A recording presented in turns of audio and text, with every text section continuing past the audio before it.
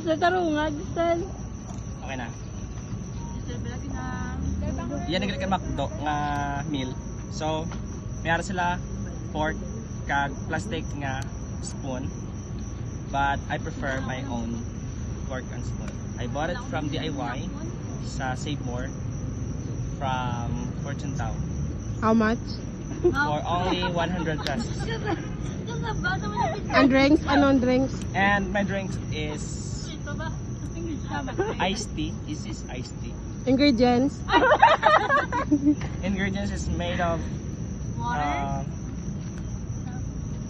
fried chicken with, of course, oil and some pot of breadcrumbs and I don't know, but I also have what you call this gravy and a sack of rice, okay, worth 30 pesos.